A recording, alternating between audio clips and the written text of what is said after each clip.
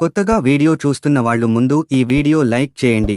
అలాగే మన channel subscribe చేసుకోవడం ద్వారా ఇలాంటి డ్రామా వీడియోలు రోజు మీకు మా ఛానల్ ద్వారా వస్తాయి. అలాగే కొత్తగా ఈ డ్రామా చూసేవాళ్ళు మొదటి 5 పాటలు మన ఛానల్లో ఉన్నాయి, అవి కూడా చూడండి.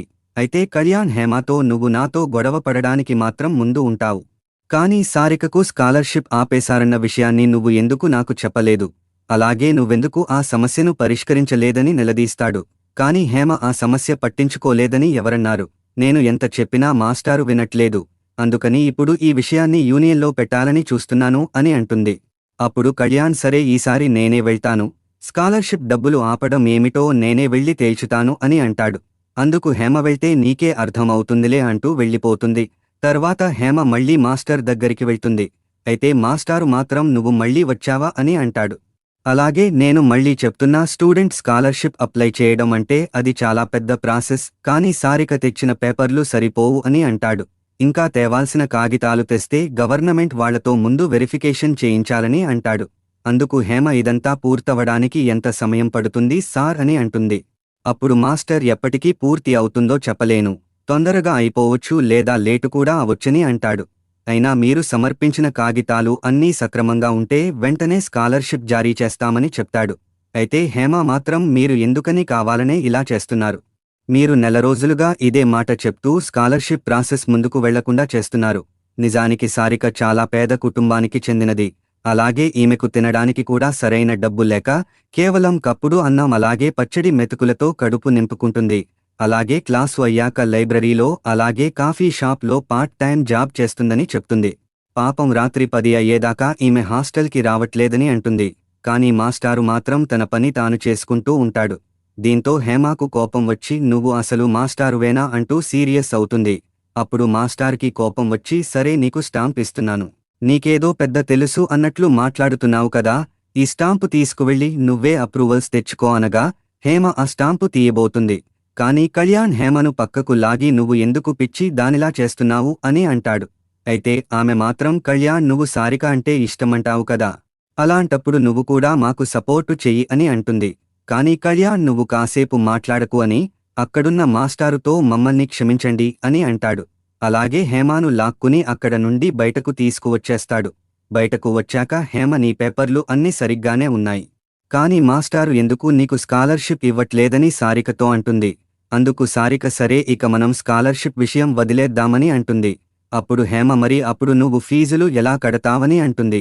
కానీ సారిక పర్లేదు నేను మేనేజ్ చేసుకుంటానని అంటుంది. అయితే కళ్యాణ్ సారికతో నీ స్కాలర్షిప్ డాక్యుమెంట్లు ఒకసారి నాకు ఇవ్వు అని అంటాడు. కానీ సారిక నువ్వేమి చేస్తావు అని అంటుంది. అయితే కళ్యాణ్ మాత్రం ఇక నేను చూసుకుంటారని అంటాడు. అలాగే నువ్వు ముందుగానే ఈ విషయాన్ని నాకు చెప్పినట్లయితే ఇప్పుడు ఇంత సమస్య వచ్చేది కాదని అంటాడు.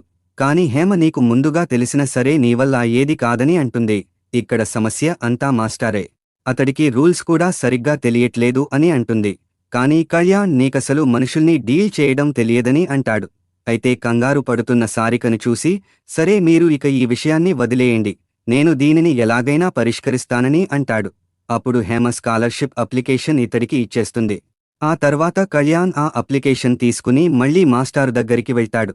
అలాగే మాస్టారుతో నేను మన కాలేజీ తరపున కాలేజీ లీడర్ అయ్యాను, అలాగే స్టూడెంట్ యూనియన్కి కూడా నేనే లీడర్, నా పేరు కళ్యాణ్ అని చెప్తాడు.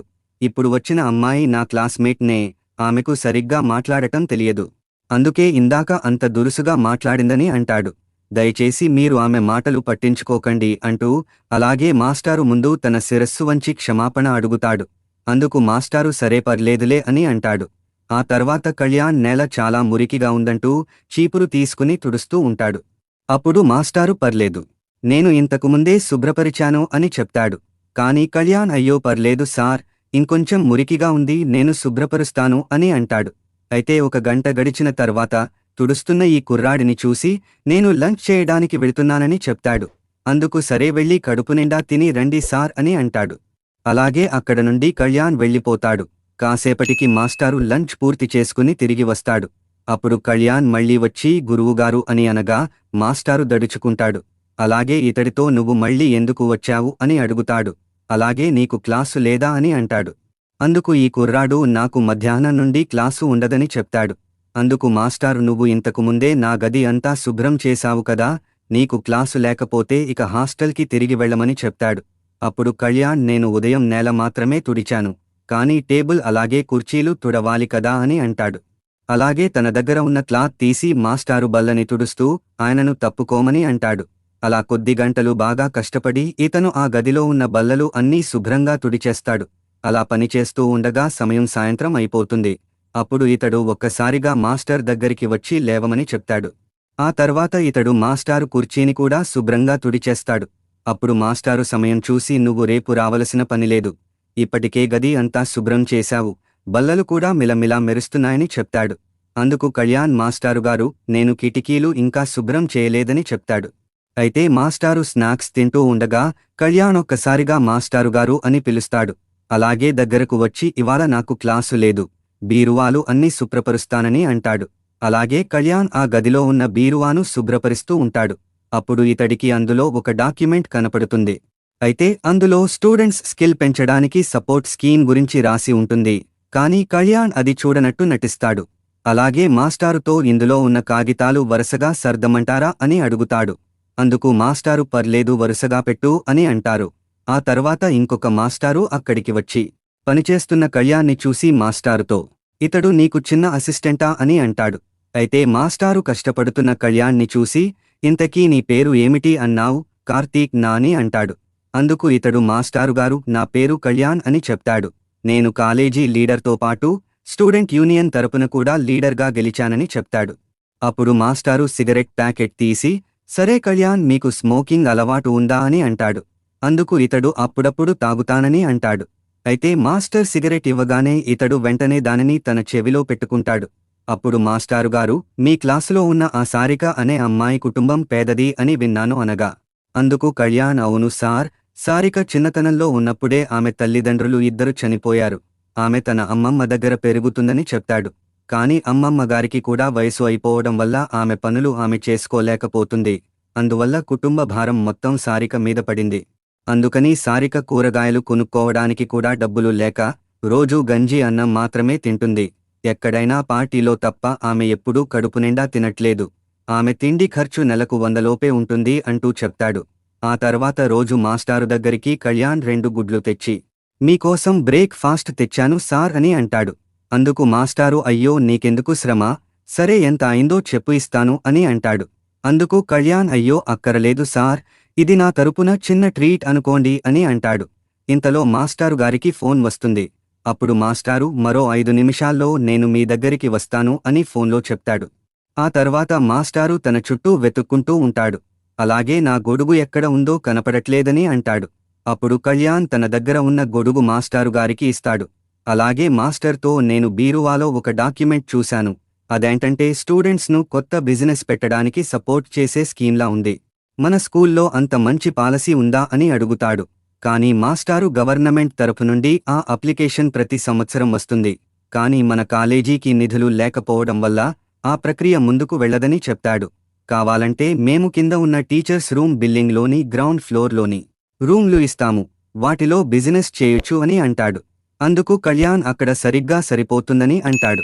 కానీ మాస్టారు అయినా ఈ రోజుల్లో పిల్లలు బిజినెస్ చేయడానికి ఎవరు ఆసక్తి చెబుతున్నారు, అందరూ సాఫ్ట్వేర్ ఉద్యోగం కోసం ఇప్పటినుండే కసరత్తులు చేస్తున్నారని అంటాడు. అందుకని ఆ ఖాళీ గదులు ఎవరు తీసుకుంటారని అంటాడు. అలాగే మాస్టారుగారు స్కాలర్షిప్ అప్లికేషన్ కళ్యాణ్కి ఇచ్చి ఈ అప్లికేషన్ మీ క్లాసులో ఉన్న సారికతో మళ్లీ పూర్తి చేపించు, నేను ఆమె కుటుంబ పరిస్థితి గురించి ఎంక్వైరీ చేయించాను, ఆమె నిజంగానే ఇబ్బందుల్లో ఉంది, అందుకని నువ్వు త్వరగా ఈ అప్లికేషన్ పూర్తి చేపించి నా దగ్గరకు త్వరగా తీసుకురా, అన్ని సక్రమంగా జరిగితే ఆ స్కాలర్షిప్ అమౌంట్ మరో వారం రోజుల్లో ఆమె అకౌంట్లో పడుతుందని చెప్తాడు. అందుకు కళ్యాణ్ మీరు ఆమెకి చెందిన ప్రూఫ్ డాక్యుమెంట్లు కావాలని అడిగారు కదా, అవి నిజంగా అవసరం అంటారా అని అంటాడు. అందుకు మాస్టారు అవి కేవలం ఫార్మాలిటీ మాత్రమే, అవన్నీ నేను చూసుకుంటాలే అని అంటాడు. నువ్వు త్వరగా వెళ్ళి ఆ పని పూర్తి చేసుకుని రా, అలాగే ఇంకెప్పుడూ నువ్వు నా వెనకాల తిరగక్కర్లేదు అని అంటాడు. అందుకు ఈ కుర్రాడు మీరు చెప్పినంత మాత్రాన నేను మీ దగ్గరికి రాకుండా ఉండలేను, నాకు కాళ్ళు అసలు నా మాట వినట్లేదు, ఇవి మీ దగ్గరికి నన్ను మళ్లీ తీసుకువస్తాయని అంటాడు. ఆ మాటకు వీళ్ళిద్దరూ నవ్వుకుంటూ ఉంటారు. ఆ తర్వాత మాస్టారుగారు నీకు సమయం ఉంటే ప్రతి నెలా నా దగ్గరికి వచ్చి ఫైల్స్ సర్దడంలో సహాయం చెయ్యి, అలాగే చదువు పాడు చేయకుండా బాగా చదువుకో అని అంటాడు. ఆ తర్వాత కళ్యాణ్ సారిక దగ్గరకు అప్లికేషన్ తీసుకువెళ్ళి, నేను 2 రోజులు క్లాసుకు రాలేదు కదా, నువ్వు నన్ను మిస్ అయ్యావా అని అడుగుతాడు. అందుకు సారిక నీకసలు సీరియస్నెస్ లేదా అని అడుగుతుంది. అందుకు ఇతడు అందరూ సీరియస్గా ఉన్నట్లు నటిస్తారు, కాని నేను అలా సీరియస్గా ఉన్నట్లు నటించనని అంటాడు. అలాగే తన కండలు చూపిస్తూ నాలాంటి వాడికి కటౌట్ చూపించి జనాలని కంట్రోల్ చేయొచ్చని అంటాడు. ఇంతలో హేమ అక్కడికి రాగా, నువ్వు సరిగ్గా సమయానికి వస్తావు. సరే, నేను సారిక కోసం స్కాలర్షిప్ అప్లికేషన్ తెచ్చాను. నువ్వు ఆమెకు అప్లికేషన్ ఎలా పూర్తి చేయాలో దగ్గరుండి చేపిస్తావా అని హేమతో అంటాడు. ఆ తర్వాత ఏమైందో అనేది తర్వాత వీడియోలో పెడతాను. నెక్స్ట్ పార్ట్ కావాలంటే ఈ వీడియో లైక్ చేసి పార్ట్ 7 అని కామెంట్ చేయండి. ఎక్కువ మంది కామెంట్ చేస్తే తర్వాత పార్ట్ త్వరగా పెడతాను. అలాగే మన ఛానల్ సబ్స్క్రైబ్ చేసుకోవడం ద్వారా ఇలాంటి వీడియోలు మీకు రోజూ పంపుతాను.